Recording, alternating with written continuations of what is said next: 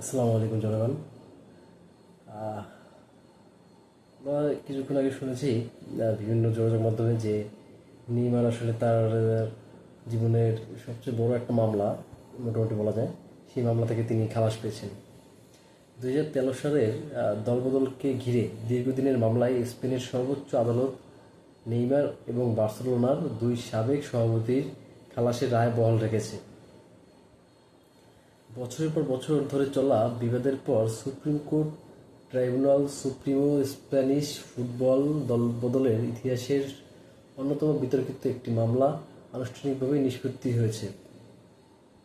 সর্বোচ্চ আদালত নিশ্চিত করেছে যে বার্সেলোনার 2013 সালে ব্রাজিলিয়ান স্ট্রাইকারকে চুক্তিবদ্ধ করার সংক্রান্ত দুর্নীতি ও জালিয়াতির অভিযোগ থেকে নেইমার, সান্দ্রো রাসেল এবং জোসেপ মারিয়া বার্তোমেও খালাস পেয়েছেন।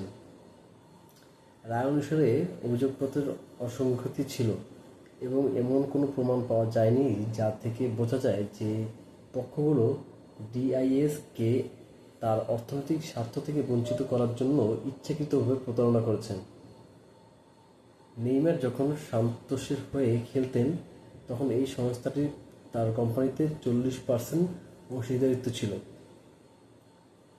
ডিআইএস যুক্তি দিয়েছিল যে তারা মাত্র 6.8 মিলিয়ন ইউরো পেয়েছে এবং বার্সেলোনা প্রকৃত ট্রান্সফার মূল্য কমানোর জন্য চুক্তিটি সাজিয়েছিল, তবে আদালত এই যুক্তি প্রত্যাখ্যান করেছে।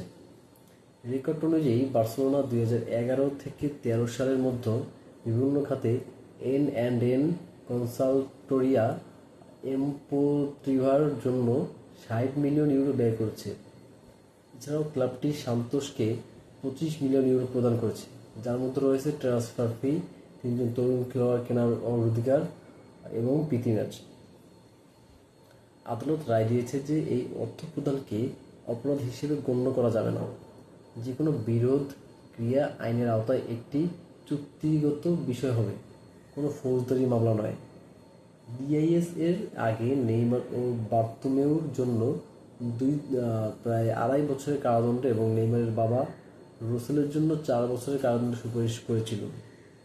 এই মামলায় জয়ী হওয়া সত্ত্বেও বার্সেলোনাকে এর আগে এই চুক্তি সম্পর্কিত দুটি কর ফাঁকির জন্য 5.5 মিলিয়ন ইউরোর জরিমানা করা হয়েছিল। ক্লাবটি দায় স্বীকার করলেও রোসেল এবং বার্তোমেউকে ব্যক্তিগতভাবে জবাবদিহি করতে হয়নি। আসলে আমি একজন নেইমার ভক্ত, তো আমি খবরে সন্তুষ্ট, আলহামদুলিল্লাহ খুশি আমি। Thank you.